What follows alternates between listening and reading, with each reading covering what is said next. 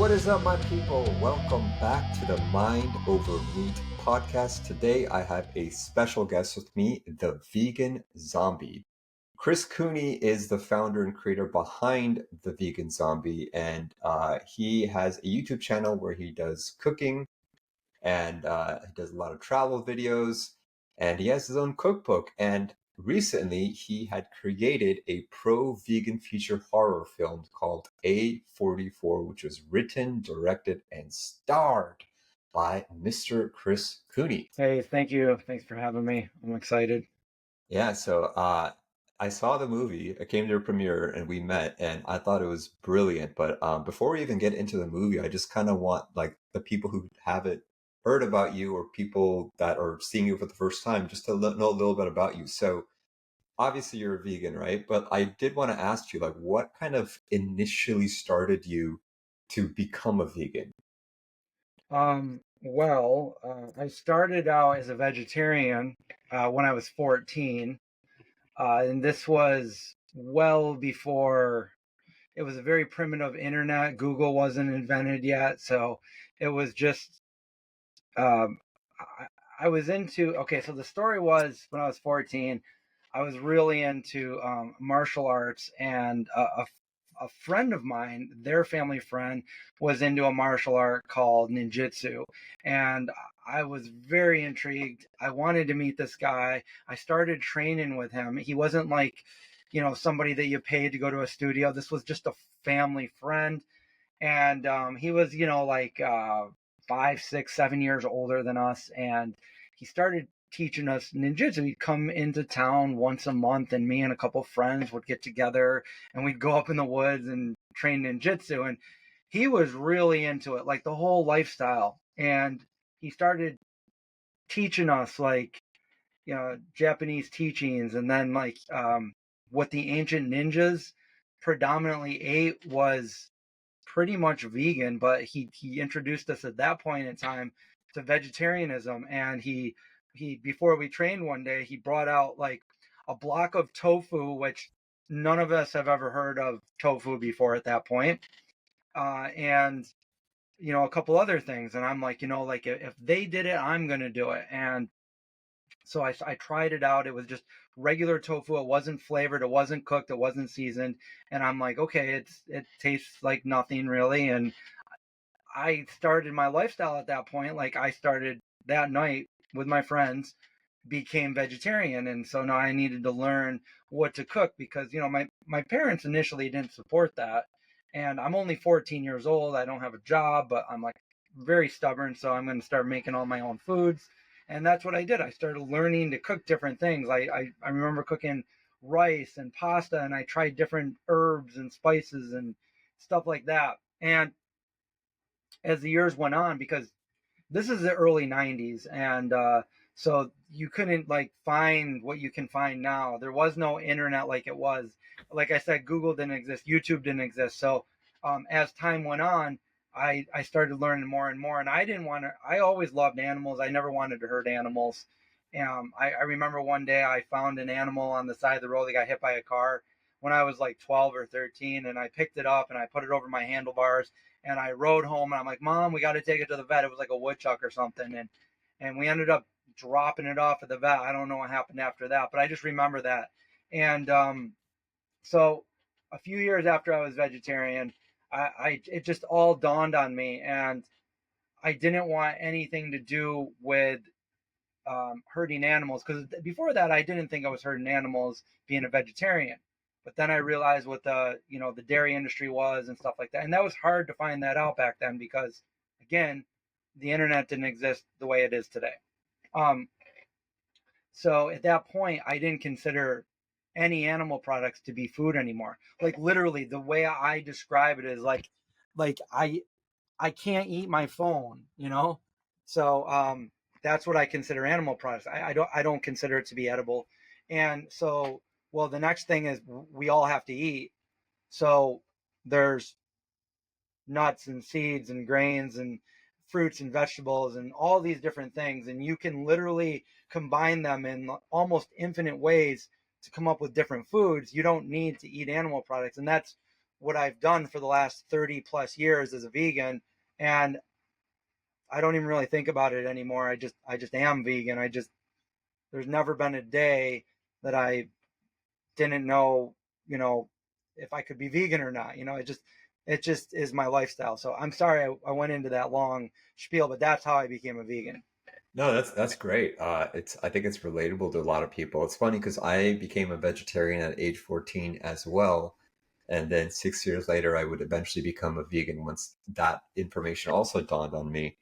Uh, and it's nice to know that like you kind of learned it from these ninjas before, because I feel like a lot of people think veganism is some sort of new age hippy dippy propaganda, when in reality, like a lot of the principles of ahimsa and refraining from eating animals, like they trace back to a lot of ancient civilizations. People will say, oh, we've been eating meat for thousands of years, but we've also been eating vegetables and fruits and grains and plants for even longer than that. So it's always Yeah, and nice. the ancient Buddhists, which ninjutsu and all that stuff, they were, making seitan from flour and water, making seitan, and they were eating tofu and soy and all that stuff like thousand or 2,000 years ago. Yeah, yeah. It's wild, but cool. Yeah, glad to know your story. And then kind of tying it back to like your channel, because I similarly, after I went vegan, I decided that I wanted to, make content and make educational veganism content, because there's so much misinformation out there. Um, you took this route of the vegan zombie, and I remember at the premiere you were talking about how initially you wanted to make the movie before you even started the YouTube channel, and you came up with a concept of the vegan zombie, and you just started off with YouTube, and then throughout the course of your YouTube career and building your following, you finally decided that you're going to go back to where your idea started from, in the concept of the vegan zombie, and you actually created this movie A44, which is like a zombie themed um, movie with a lot of vegan messaging and themes. So how did that process like happen? Like you first wanted to start a movie, and then you decided to create a YouTube channel. So like tell me a little bit about that. Well, I've always been intrigued by movie making ever since I was a little kid. My dad had like a Super 8 movie film camera, and he would take movies of me and my siblings growing up, and then once a couple times a year he'd put up a sheet and we would watch the movies that we would make. And so as time went on, I grew up in the 70s and 80s and 90s, and so we didn't have cell phones with cameras on them, or we didn't even have cell phones. So if you wanted to make a movie, you needed either like a film camera or a VHS, or later on the high 8 camcorders. And when I was 16, I saved up all my money. I had a summer job and I saved up all my money because I wanted to buy a car. And when I had enough money to buy a car, I ended up buying a camcorder instead. And my buddies bought the car, and I just rode around with them and I filmed everything. And I still have all these videos, which I'm glad I have, and they are too. They bought the car, and I got to ride around with them. And later on, I bought a car. Anyway, when I graduated high school, I really wanted to be a film director, but at the time, we didn't have these, you know, editing suites and software that were available to us to use.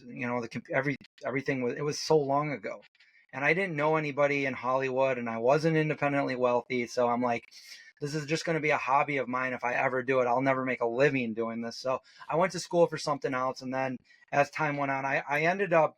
It's funny because I was a special investigator under the federal government, and I was doing work there. And I'd worked at places like the Pentagon and all these other, you know, top secret places that I would do security clearances, secret and top secret. And I remember one day I was driving for work the the back roads of upstate New York, and I remember thinking to myself, like, I don't love this. I don't even like it anymore. And it just, I had no passion for it. And I'm like, am I really going to like do this until I'm 65 and then retire and that's going to be it? So that scared me. And I started brainstorming like of what do I actually love? And it came down to I've always loved making movies, and especially the horror genre. For some reason, I always end up like trying to make something scary, although it would usually end up being funny because it's hard to make it scary. And then, and the other thing was veganism. I've been vegan for most of my life, so I took those three elements and I started brainstorming like vegan vampires, vegan werewolves, and then I thought of like vegan zombie, and I had an idea for like a whole zombie apocalypse brought on by eating meat and dairy. And I went home and I literally wrote on a legal pad with a pencil an entire script. And I'm like, I want to make this movie, but I'm not ready to make this movie yet because I can make little videos and stuff, but I don't know how to do it like the pros. So I got to learn. I got to learn to do this like professional movie people. And so that's why I'm like, you know what? I got to practice. The best way to do this is just to go out there and start practicing. So I was going to make little zombie skits, and I figured, why not put them on YouTube? YouTube was a brand new thing. And at the time, there was nothing. There was no cooking shows. There was nothing vegan. And I'm like, you know what? I'm going to make a vegan cooking show that's set in a zombie apocalypse, because that way, if anybody out, nobody's going to watch it, but if anybody does, they might get a little bit of entertainment and maybe they'll learn how to make something vegan. That'd be my way of promoting veganism. So I started doing that with my buddy, started making these videos, and then it literally took off, because at the time, if you went on YouTube and you Googled something, you searched for something vegan, we came up, our channel came up. We're one of the oldest to this day, the oldest or one of the oldest vegan YouTube channels. Um, and so we kind of got a lot of views there, and it was fun. We just went through different vegan recipes that we had. We used to get together like once or twice a year, New Year's and Thanksgiving, with all of our buddies, and we would all bring a vegan dish. And so we decided to share those recipes with the world. And then our YouTube channel started growing and growing, and then people started wanting more. So now we're like making videos for what people want, and then people were like, "Well, we want you guys to make a cookbook," and we're like, "We've never made a cookbook. How are we going to do that?" And they're like, "We want a cookbook. We want to be able to make your meals down in the kitchen with a cookbook, so we're not like, we don't have to pause, the YouTube video." So we're like, oh, we looked into it. We partnered with another guy that made vegan cookbooks, and he said we needed this absurd amount of money. I'm like, well, we're not going to get that. We're not going to get that much money to make a cookbook. But we did a Kickstarter, and we're like, if we make this much money, I guess we're going to make a cookbook. So I didn't think we would do it because it was a lot of money. And we put the Kickstarter up for 30 days. And in 3 days, we made that much money. So we Wow. were making a cookbook. But by the end of the 30 days, we made 3 times what we were looking for. So we made an even better cookbook. Our cookbook is called Cook and Survive. It's in 3 different languages. And it's unique because it's got like a graphic comic novel at the beginning, The Vegan Zombie. And we toured Germany. We did all that with our cookbook. And so we're like, wow, we did that. And with the success of that, I had the idea that, well, maybe we could do a Kickstarter to make the movie. So years later, about 4 or 5 years later, we did another Kickstarter for the movie, and we raised enough money to make the movie back in 2018. And then in 2022, we began filming A44, which is the movie. And then after that, for the last 3 years, I've been away in my editing suite doing post production. And as you saw, we just did a West Coast premiere last week in Beverly Hills, California. So that's Yeah. basically the story in a nutshell. Yeah, that's great. So it sounds like YouTube was like a very much of like an experimental ground for you to kind of develop the skill of filmmaking and also just like give back to your community with like cookbooks and see what people wanted. And it all kind of just led you to A44. Like this was like the grand, um, this was like the main course that you were trying to serve the community the whole time. Right. Um, The movie was the original idea, and then we started the YouTube channel. And then after we started getting a pretty big following, the movie was like on the back burner. We began doing this full time, but as time went by, I learned to edit better. I learned the craft, and I made connections, and then we brought the script back to light, and we said, I reworked the script too. Like, I rewrote so many times, literally over 50 times. We rewrote the script until we had something ready to go. And then we did our thing. And I learned so much through the movie making process, every step of the way, from pre-production all the way to distribution. So now, because I'm the kind of person, I'm like hands-on, I need to know something. So I was going into this blindly, which I'm like, I don't know, I've never done this before, but I'm going to do it. Everybody starts somewhere. And now that I've done it all, I've done it, and I know I'm more confident now that, hey, I can make a sequel. I can make another movie. But yeah, that's where we are now. Yeah, I feel like there is this new generation of a lot of content creators and video makers who are getting inspired from the movies they watch, and then also these like vegan documentaries with a lot of interesting information, and people are tying it into their art, whether it be music, whether it be filmmaking, whether it be their own, books. So do you have like any tips for someone that it has a channel or they want to start a channel and then eventually get into filmmaking? Like what's like your number one strongest piece of wisdom that you can offer from just entire journey that you've had for over 16 Well, years? Well, if you don't try, you'll never succeed. Never give up and be persistent. If you're going to try something or start something, like for us, it was the YouTube channel.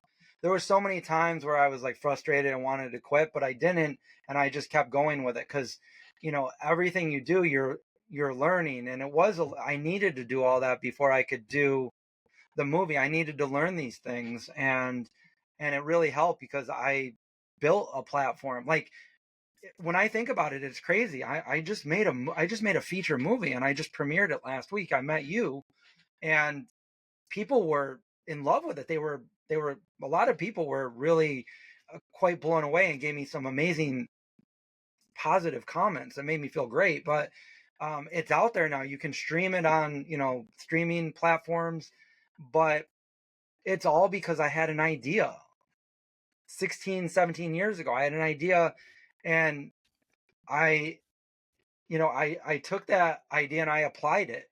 And for me, that was YouTube. And it was YouTube at a time where something didn't, there were no vegan channels on YouTube at that time. So I made one. And then, and now it's so saturated. Everybody, there's so many content creators out there, and there's so many vegan content creators out there. And so, yeah, I just went along the way, and I didn't give up. I was perseverant, and I just followed through. And like I said, sometimes I think back on it, and I think I wouldn't even be here. I wouldn't know any of these people that I know, these great people, and if I didn't have that, what some people would have said at the time, a stupid idea. But I believed in it, and my close friends believed in it. My family believed in it. And but you got to believe in yourself. You have to believe in yourself, and no matter how bad people view it, because there's haters out there, there's trolls, and you got to believe in yourself, and just go forward. Just stick with it, and don't give up. So you're saying a lot about like being persistent, not giving up. Now, I am curious to know like what were like these obstacles that you had to like push through? Like what were like the main ones that like you found to be the most challenging?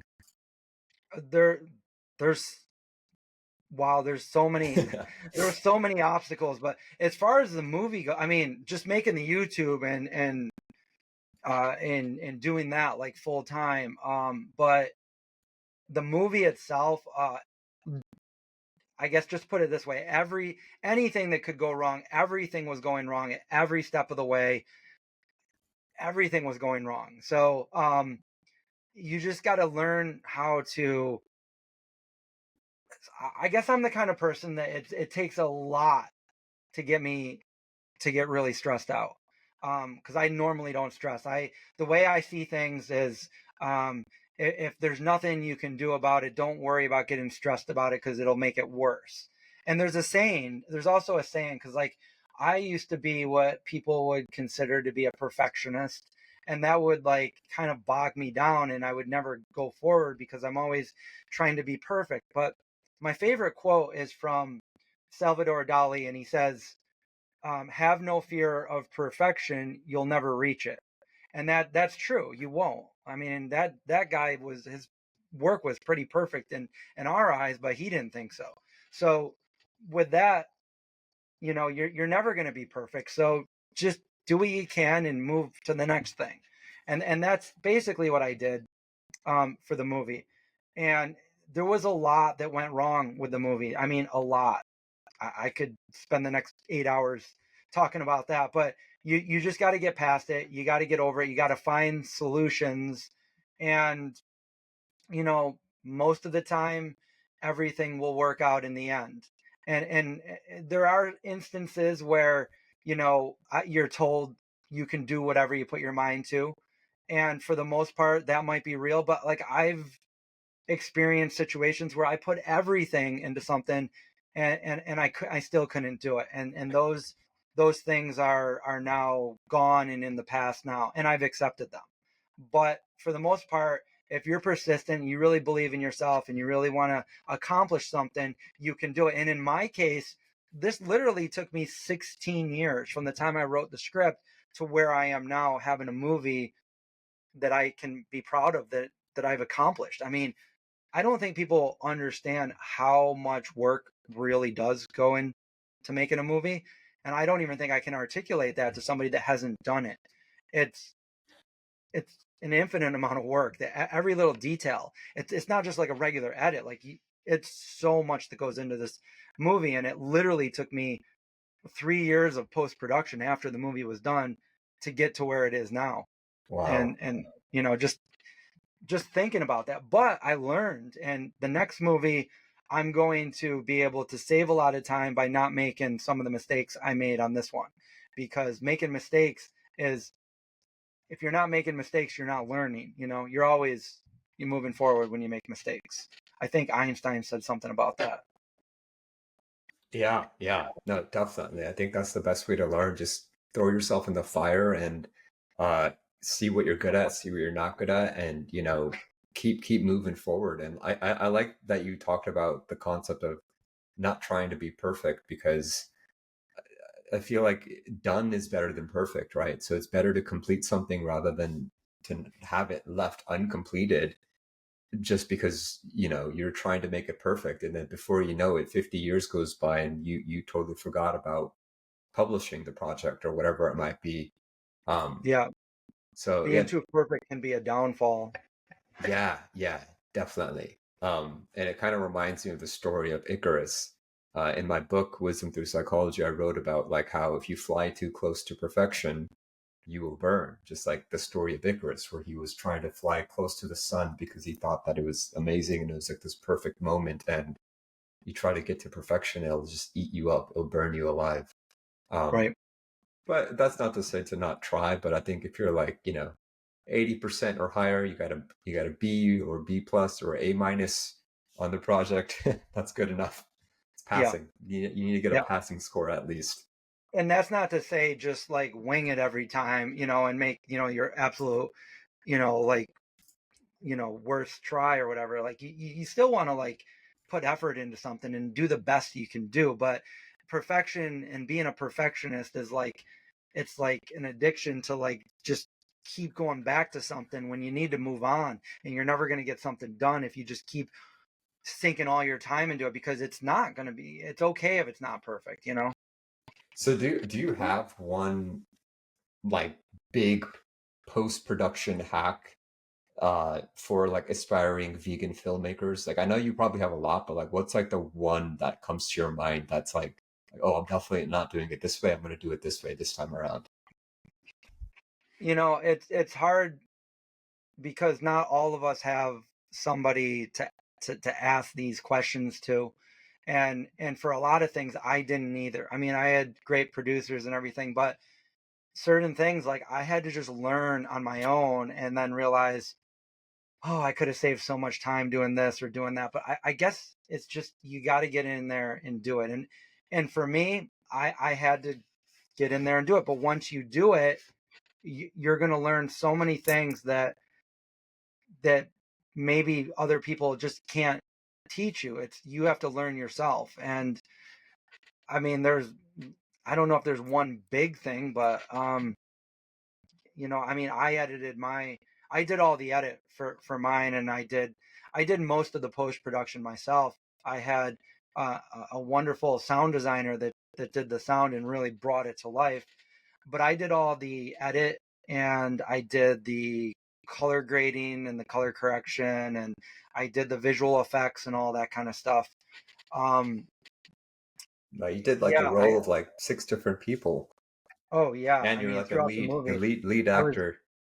yeah, I think I did almost everything except for sound design, sound, and DP.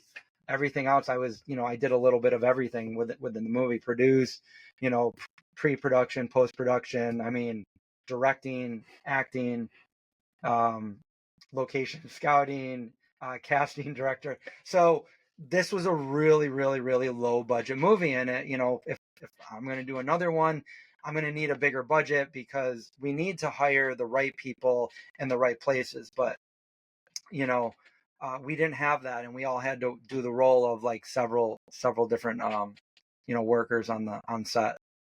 Wow, wow. So, so you do want to go and do a sequel.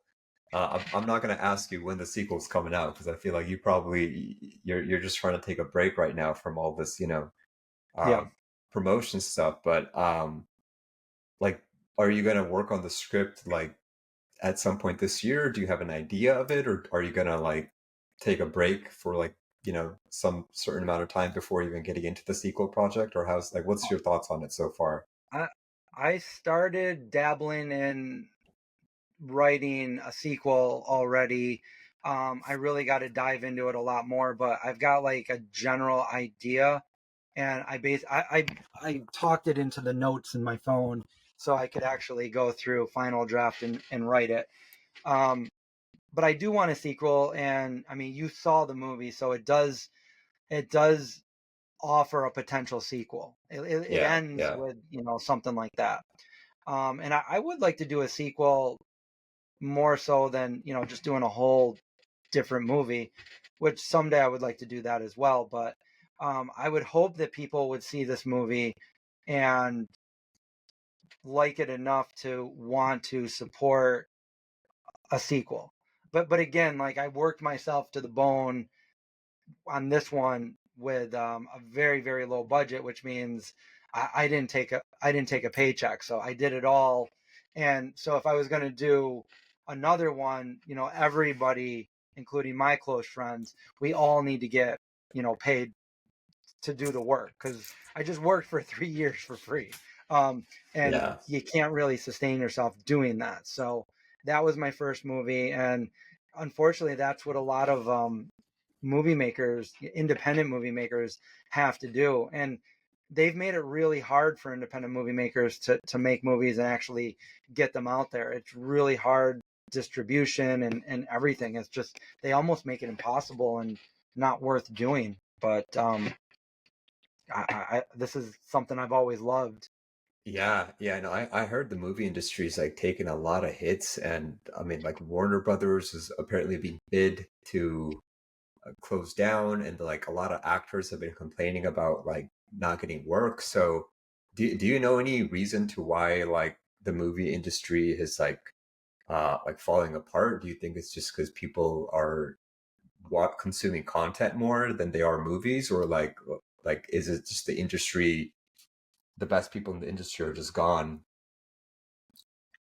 Honestly, I don't know, but I mean, streaming has gone to the forefront, and most people, I don't think, are going to movie theaters anymore as much as they used to. And I don't know if that has any impact on it, but also I've noticed that, like, when I say they make it hard on independent filmmakers like us, like I can't just go and make a movie and personally upload it to Amazon or anything like that anymore. They changed everything, so you need to go through a distributor, and it's hard to get a distributor, and it's hard to get your movie out there. And I don't know if big Hollywood has anything to do with that. But I've noticed that a lot of the movies are just, they're not produced with quality. I mean, they might look really nice, but like the stories are not as good. They're just rehashing old stuff. And I feel like the most original works with good stories are coming from independent filmmakers who really can't get their movie out there. And then you got these big multimillionaire companies that like will buy that story out and then they'll make it. And I mean, in my case, I have a movie that I put out here, but it's been very, very hard for me to get it out there to the public to really be able to promote it. Although it is streaming now, it's the problem is trying to get enough people to even know about it. That this is a movie that, hey, this is a perfect time of year to watch it. It's October and it's a horror movie. It's a fun movie. You know, I want people to just have fun watching the movie first and foremost. There is a vegan message there, but I don't think it's something that's going to turn people away that aren't vegan. And it's something that hopefully people will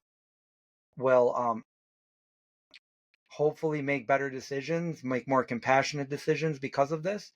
But I don't think everybody will do that. But then I'm okay with that. I'm just one person that's putting this movie out in the world. And first and foremost, I want people to enjoy the movie. Yeah, yeah. So it's streaming currently, from my understanding, on Tubi, YouTube TV, Google Play, and Unchained TV, right? So you have it in 4 channels. Correct. Okay, okay, cool. Yeah, And so we're gonna be doing the International Vegan Film Festival in Toronto, where they're gonna be playing it on Halloween night. okay, okay, yeah, I know that festival. I was invited to go there last year, but I was traveling in Asia at the time, but I heard a lot of great things about it. Cool. Yeah, You I'm going sure. this year? I don't know. I don't know. My schedule has just been all over the place. Like I just got Pretty back. far for you. Yeah, I just got back from Italy a few weeks ago, and I might have to go to Texas next month. So I'm just trying to like I'm taking it month by month. I have no idea where I'm gonna land in the coming weeks. But cool. So other question I wanted to ask you was, I know you recruited a lot of like vegan celebrities, or well-known like influencers in the vegan community, like Dr. Greger, Jane Mitchell. So what was it like working with these guys? Like how did you recruit them, and like how was it bringing these people who aren't typical actors into the movie as like, these cameos? Yeah, I thought for the role that Dr. Greger played, I thought he would be perfect for the role. And I reached out to him, and his secretary um, basically said where and when. And I was like, okay. And he was up here. He came up here and very friendly. He memorized all the lines. He executed it perfectly. And yeah, Wow. he was great to work with. That was like a 1 day shoot. And then and Jane had been one of the supporters for the Kickstarter, so she was happy about it, and I was like, well, I want you to be in it as well. And she goes, yeah, no problem, no problem. So her part, she didn't even really see what she was going to be doing. She just, I gave her the lines because we didn't film her in person. She was in, we filmed this in upstate New York, and she was, as you know, in LA. And so she did hers on green screen. And so she just did a couple clips for me on green screen. And then I edited that. And, you know, I put her in the newsroom because she played a reporter. And then we have another influencer, Hench Herbivore. And he did the same thing because he's over located in the UK. So I said, give me your best zombie. And then he did that. I put him in there. And yeah, yeah. Wow. That's amazing. Like, so there's so many different moving parts, different scenes, so much organization you have to do. I'm curious because you were talking at the premiere. It just dawned on me that you were trying to fit everything together like a puzzle piece when you had all this footage. First of all, like, how much footage did you have? Like, how many gigabytes was the entire like videos? Gigabytes, it was 4.7 terabytes. Oh my God. Yeah. Yeah, see, I Thousands have of video clips, thousands of audio clips. And when I looked at it, I'm like, oh my God. So I've got a really good visual memory. And what I do is I start looking at all the clips. And the hardest part is just making the decision. I watch all the clips and then I watch them again. And these are like clips of like literally the same scene but different takes, different angles, and I look at them and then I'm like, okay, and I got to memorize it, and I got to memorize what parts I want of each clip because there's so many good ones, and I'm so bad at making decisions, like, so I'm like, okay, okay, okay, and then I start and I'm like, okay, and I just start going through them and I'm like, okay, this one over here, bring that one in, and so that's what I would do on every scene, and then once I have it, I'm like, how can I break this down even more? Can I cut this little second off of here, out of there? And that's how I would get a scene. And let me tell you, when I edited just the trailer's um, like 2 minutes and 20 seconds. The whole movie is almost 2 hours, but the trailer is only 2 minutes and 20 seconds. And I had all the footage that I wanted for that in front of me, and I literally sat at my computer for not joking, a month before I even started it. I just kept looking at it like, how am I going to do this? How am I going to do this? And then finally wow. one day I just was like, I just started putting it together, and in like a couple hours I put it all together, and then I revised it a couple times, and then I had it. So it's a Wow. process. It definitely is a process. That I cannot imagine that because like I edit my content and they're typically just reels that are like 15 to 30 seconds. Right. And sometimes it'll be like footage of just like 15 minutes. Like I think that's like the max I'll have. And I have 15 minutes of footage and I need to condense it all into like a really short reel. And Yeah. that's already like it takes me like a whole week just to do sometimes, depending on like how much production I'm putting into it. So I'm just trying to imagine like that many terabytes of footage. Um, wow. Because once I get to like a video, like if I do a long form video and it's like over 80 gigabytes, my computer just keeps crashing because it's just too much. It's too much to render. So first of all, like, what are you editing like a movie on? Like I always wondered this. Like, is it like an actual computer or is it like a special like studio they have to go to edit this? I mean, I talked to my buddy who knows computers, and I'm like, can you find me the cheapest computer that will render a movie at this capacity? And he found me one for like $2,200. So I have this computer right here that I bought specifically for the movie. I've got, special, I think it's like a 8 terabyte hard drive for the movie, DDS, and yeah, and it works. It worked. My other computer probably wouldn't have done it, but um, yeah, Wow. and I put this, and the other thing is with all this footage, you could have 20 different editors and they would all make a different movie.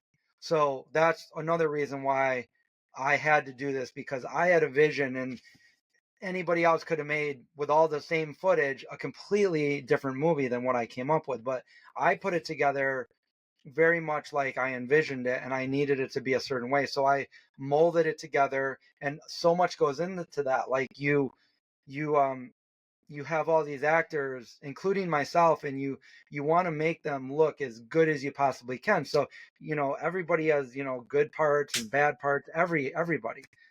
So you take out every actor's bad takes, and you use all of the most perfect takes that they did. But you also got to look at like continuity, and is this going to ruin the shot? Like, is this going to mess up the plot hole? The plot holes, and so there's so much going into every little scene. And then once you have it, you know I've had to go through and fix different things, and then I've had to like correct angles and framing and stuff like that. There's just so much, and then you got to color grade it, and you have to put that all together in a timeline that works. And my movie was, I originally edited it down to like 2 hours and 12 minutes. I'm like, I need to get that down way shorter. So I cut off as much as I could, and I finally got it down to an hour and 49 minutes, which I took off all that, 20 some minutes. and that's a lot to take out, but you got to get it done. Nobody's going to watch a movie if it's 2 hours long, and I would have liked it to be more of an hour and a half, but that's what I have. Yeah, I mean, it's still impressive, and I'm still like just shocked that you spent like 30 days just looking at the footage and trying to just digest everything because Yeah. like how many minutes was it? Do you remember? Like I know you said it was 4 terabytes, but like how much minutes of footage did you have to like Oh, go through? oh, I don't know. I mean, thousands. It's Like there. it There's must have been like 10 hours, or I would assume maybe 5 or 10 hours, and you had to condense it all down to 1.5 hour, or do you think it was more? No, it was more than that Oh because we my shot gosh. for like 22, 23 days of filming, and most of those days were more than an hour of footage. One day I think we shot, the longest day was almost an 18-hour day. They Wow. weren't all like that, but that was one of the days that we filmed. Um, yeah, there was a lot of footage there, and I can't even. Yeah, I'm so glad that I'm done and I'm not doing that again. But it took forever, and it was a mental, challenge to be able to take everything and put it together like a puzzle, and then iron it out afterwards. Yeah, yeah, I bet. Like I mean, it's impressive because I'm just as an editor myself, I'm just like, wow, like editing a movie. Oh man, I've been editing for at some capacity for over 35 years, and I mean, I'll brag about this. This is my best edit I've ever done. Obviously, this movie is the best edit I've ever done, and I'm happy with it. Like I'm not like, oh, yuck. I'm actually really happy with how it came out, and I put a lot of time into it. So and I can't say that about a lot of my other videos. I'm like, oh, I don't like the way I did that. I don't like the way I did this. But, I've been doing YouTube videos now for 16, 17 years. And even before YouTube was a thing, I was editing videos that I was making with friends and family. And when I first started, like I said in the premiere Q&A, I would take two VCRs and put them together, and I'd record, pause, stop, and that's how I would edit videos back then. So now wow. we've come a long way, with the software that we have. And Yeah, yeah, technology's advanced pretty quickly. Um, yeah, like I know you had a lot of hardships, but like I'm just wondering like if there's any like funny stories of like how, you know, the actors interacted or just like how production worked. um, well, one that comes to my mind was we were getting ready to film a scene with Indy, and we went to this house that the people were letting us use their yard and also their kitchen, which you'll see the kitchen at the beginning. And he ran over to the little pond and jumped in it, and it was like a swamp, and he was completely muddy and drenched. Okay. So yeah, we had to wash him off, and that was not going to work. So yeah, he jumped in the water. We had to watch him. I don't know why he did that. Did you get it on video by any chance? I'm wondering if you could make a montage of like the funny moments of the film. Yeah, there's a lot that I want to do behind the scenes footage and stuff like that, because we are planning on making like a Blu-ray. So um director's commentary, stuff like that, to have like a physical piece of Yeah, movie that'd be great. for people. Yeah, Yeah, that'd be great. So wow, your editing is not over. That means you did your post production, you did your premiere, but now you have yeah, your feature uh director's cut or whatever yeah, for Blu-ray. That'll be yeah. I thought cool. I would take a little bit of time off before I did that and just kind of enjoy it while I'm promoting the movie. But yeah, Yeah. So I guess my other question, like to just kind of end like the whole series and journey of you starting the channel and going to A44, now that it's been released, I know you just had your premiere, but I'm curious, like, have you had any feedback on non-vegans who have seen the video or who have seen the movie and they said that, oh, this influenced me to go vegan or it influenced me to look deeper into it or it motivated me to do something. I'm wondering like how the vegan message was received to the non-vegan audience. Have you heard anything about this or from your Um, other cast and crew? I actually haven't heard much. I've heard good stuff about the movie from people that weren't vegan, but as far as going vegan after this, um, this is kind of funny. But the kids that were in the movie with the A44, I don't want to give anything away, but you know the part with the Yeah. A44 and the kids Yeah, yeah, when yeah. they were done, they were so excited that they wanted to get the A44 tattooed on them. I'm like, guys, you're only like 14. Stop. you know, It's so um, funny because they were like this like pretty creepy in in that scene. And like they were the most yeah, it was excited, terror. huh? We made it look terrifying. Yeah, it was. I mean, we filmed that in the basement of Hotel Syracuse. The basement looked like a boiler room from Nightmare on Elm Street. It was built in 1912, I believe, and uh, it looked really creepy. Wow. It's so funny Um, that like they're so good at acting where you wouldn't expect like the kids to be the ones that were like, all about the movie and all about the vegan messes. And then even your buddy, I forgot his name, but he was like the Drew. Drew. Yeah, he was like the douchebag Yep. in the film. And I Yep. like that in the premiere he specifically told everyone, "Hey guys, I am a vegan. Relax. I'm like don't get intimidated by me," because I think everyone was thinking that like, oh, he's like that one bully that just bullies every vegan. And he played his part so well that when you see his face, you're just like, oh, it's that guy. And then he's like, guys, I'm Yeah. vegan. And I just remember being in the audience and everyone's like, oh, okay. And there's like, okay, didn't see that one coming. But it's just so funny how everyone gets so deep in their character where you forget that they're acting. Right. Well, yeah. Not everybody in the movie was actually vegan. That we found that to be quite impossible, to make happen. So we had to get who we could get, and so you're right. That I mean, he plays a bully. He plays, a total d bag, and nobody would think that out of like if you could guess what characters were actually vegan in real life, he'd probably be the last person that people would think was vegan. But yep, he was vegan. Yeah. Well, that is it's I mean it's a good sign because it just means that you're really good at acting. But cool. He was Thanks. Yeah, he was great. Yeah. Yeah, and he was great. I had a chance to talk with him briefly, and then I found out that he also makes music like I do. He's like, I think he plays bass or something in a band. So I was like, okay, cool. Yeah. Another vegan straight edge that makes music. I always used to Oh, I think, don't know. I don't know if he's straight edge, but he's vegan. okay, oh no, vegan musician. Right, Um, right, yeah.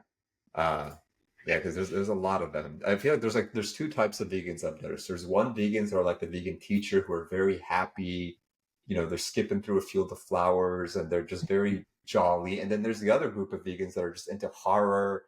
They're really straight edgy. They're into like metal music, and it's just like completely two different personalities, which I find hilarious because there's so many of both of them in the community. It's almost like there's like some sort of schism or something. But I mean, everyone gets along, but it's just so funny to see like how extreme the personalities between vegans can Well, be. it just shows that anybody and everybody can be a vegan, Like I mean, when I made the vegan zombie, like I just wanted nothing against, your average hippie vegan, but like I'm like that's not me. Like I want to show that there can be like, a badass vegan here that can fend off zombies and a zombie apocalypse. So like that's I kind of wanted to make like something interesting like that. You're still vegan, but like you're fending off zombies and, like that. So that's how I started the channel. And that's what I kind of wanted to write, I mean, the channel came after the movie, so that's kind of how I wrote it. But over the years, people would like kind of make fun of it and say, how do you have a vegan zombie? I'm like, just wait until my movie comes out. And now I can say, go watch A44. Yeah. Well, go watch A44, guys. It's a great movie, and I'm sure you're gonna like it if you haven't seen it already. So be sure to check it out on Amazon or on YouTube TV, or you could download the Unchained TV app for free.